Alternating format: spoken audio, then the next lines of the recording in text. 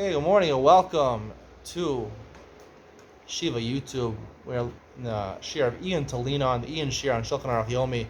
Today's Simon is Simon Sameches 68 in Aruch Hayim. Talks about Piyutim, right? Adding in Piyutim in the brachas of Birchas Kriya Shema, in the middle of Birchas Kriya Shema. The Ramah says you're allowed to do it. Maybe it's even better to do it. It brings the Mishnah Berurah says the source is a Gemara. The Gemara says that Malkum Sha'amru Laharich and Rasha Lakatza, Lakatza and Rasha Laharich, right? And he said the Rashba is that referring to the brachas, the ends of the bracha, the chasima and the psicha. However, what's in the middle of the brachas, you can make longer, you can make shorter. So you can make longer, well, you can enlarge the bracha. There's no actual matbeya shetivu chachamim. What the chachamim said has to be the words of the bracha. It doesn't explicitly say what's in the middle of the bracha, so therefore you can add in anything you want. Furthering this, the Mishnah Berurah brings that we're descended from 12 Shvatim, and 12 Shvatim had 12 different minhagim, 12 Sha'arim in Shamayim. So therefore, Sfardim have a right to say what their minhagim, Ashkenazim have a right, even more than Piyutim, just everyone have different minhagim and different nusach atfila. That's okay. That's 100% okay. And to the point, he says that you shouldn't be porish me'asibur. The Ramah says that if they're saying Piyutim and Shul, you should say along with them. Now, the problem I have with this is that the Gemara, when it says Rasha Lakatza, Malkum Shamru Laharich, and Rasha Lakatza and Rasha Laharich, it doesn't make so much sense to me because every bracha has a chasima. What do you mean bracha Malkum Shamru Lakatza? According to the Rashba, it means where there's no bracha. Every bracha has a bracha to Hashem, usually in the beginning and at the end. If there's a short bracha, it has at the end. I really think the Gemara is talking about the middle of the bracha. That's what I mean. Malkum Shamru Laharich. Obviously, the Gemara did not say the words in the middle of the bracha. Whatever the minhag in Klal Yisrael is, and I strongly believe this, is that there's a dinah halacha, achay rabim lahatos, and just like there's no set nusach and no set for everybody, right? And in the Gemara, there's no set nusach for a lot of the brachos, for a lot of psuki de zimra, there's no set nusach for all these things. However, what is accepted in Klal Yisrael, by rov of Klal Yisrael, and if you have a rov, achay rabim lahatos, you go after the majority. Whatever the majority does, that's the way you should start. And in fact, in Isra in the Torah, the Gemara in Yevamos says, "Let's just go to do," right? If you have, according to everybody, if you have two batei din, if you have one based din, according to Abaye, if you have two batei din in one city, right? You have the Eida Charedes, you have the Ramanut saying different psakim or Rav Reuben, right? Different hechsherim already. That's already losses go to do, which is the rice in the Torah. Agudas. And according to Rava, who says in Yevamos Yudalit, he says that we're talking about one based din. Right, half are saying this, half are saying that. Right, you have a lot of times you have in different one chasidus or, one based in that serves everybody over there. They tell you do different minhagim. If you're Hasidish, do this nusach. If you're Ashkenaz, do this nusach. If you're Sfardi, do this nusach. It's definitely a problem. I believe really firmly that when Klal Yisrael is doing different Nuschaos, it's a problem. It's a period in Klal Yisrael. It's interesting with the rice that Los go to do. I really believe that. Let's just go to how do we do? Which nusach should we take? So you go basa rov. Rov people, I believe in Klal Yisrael, do minhag Ashkenaz, and I believe that should be the minhag. And rov people don't say piyutim, and I guess that should be the minhag also. You shouldn't say piyutim, and I believe that's what the Gemara is saying, that makom she'amru laharich and rasha lakatz and rasha laharich. It's over in the middle of the bracha. Of course, it doesn't say what the matbeh is, what the exact words are. Whatever was settled in Klal Yisrael as a nusach for most of Klal Yisrael, that should be what everyone is following. And if you don't follow that, that's the closest go to do. I actually had a funny conversation here with the mayor of Telstone, Yitzhak Ravitz, before he became mayor, when he was going around different houses trying to present his case why he should be the mayor of Telstone. Yitzhak Ravitz is not so famous himself, but his wife is more famous because his wife was his personal secretary of the previous president of Israel, Reuven Rivlin, I think his name was.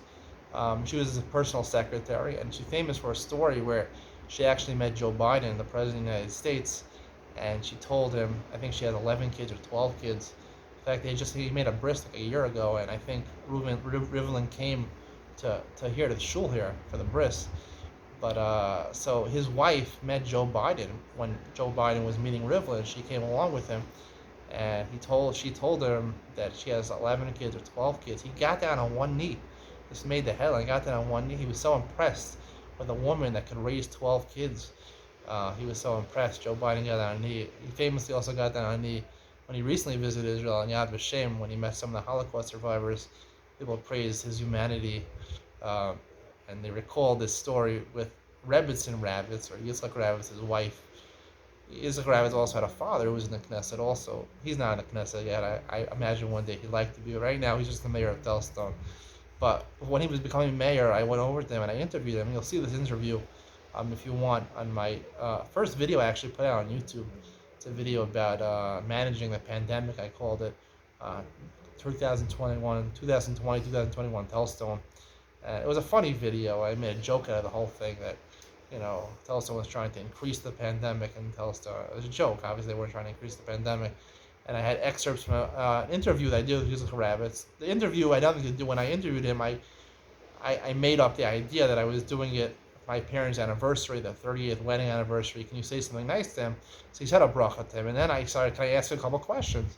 I have 3 ideas for Telstone. That's what I told him. I have 3 ideas. What do you think of my 3 ideas? First idea I told him, I think it's a good idea to put one of those trolleys, the trains, they have in the zoo that go around the zoo. You take you a ride around the zoo. I said, let's do it around Telstone, because it's a small community, but you can't really walk. It's like a half an hour walk from one end to the other. Let's have a train going around, transporting. There's no internal bus service. Let's do that. He said, it's a good idea, but we can't do that. I guess he said it was too expensive to do that. And then my second idea, I said, we should have, instead of having 12 or 15 shuls, I don't know how many shuls I have now. Every couple of months I get a new shul. Only 3 shuls. The one shul in the middle here, this shul, B'nai Yeshiva, is one up the hill, and one, in Achuzat Yarim, which is the other side of town. So let's have 3 shuls, Achdus, What happens is every time someone makes another shul, it's a break off, it's period. I think as Losas go to do to make so many shuls. He said, no. He said, what are you talking about? He quoted this Mishnah Berurah. I don't even know, must have known the Mishnah Berurah. He said, we're 12 Shvatim. We have 12, whatever your minhag is, that's what Hashem really wants. Just like there were 12 Shvatim, there's 12 drachim to serve Hashem. I mean, nowadays there's like 130, I don't know, more, 1,000, with all the Hasidus and all the Nuschaos. But so he really didn't like that idea. Then my third idea was to have a Yeshiva Gdola, a nice Yeshiva Gdola. He said, Zera Gdola, Zera Rayon Tov. He said, this is a good idea. That's what I wanted to do in Beitar. He was involved in Beitar before, and now I'm going to do it here. We haven't had any Yeshiva Gdola made here. I mean, we have certain Yeshiva Gdolas, they're not mainstream. So that was the interview. If you want to see the full interview, check it out on that video. But it's interesting that he quoted this Gemara over here. But like I mentioned in my thing, I believe that having more shuls and more nuschaos is actually the opposite of a good thing. It's a really bad thing. And it's this in the Torah. Let's just go to. I really believe that everyone had their own shul. You're just breaking apart. That's really what you are. You're not happy. That's how new shuls start. They're not happy with this person and the other shul. This person has too much control in the shul. They don't like the rabbi here. They don't like the president here. The Kiddushim are not good enough in this shul. They're only having challah. They're not having potato kugel. They're not having hot pastrami. So that's how new shuls start. It just causes machlokas. You should have one shul really.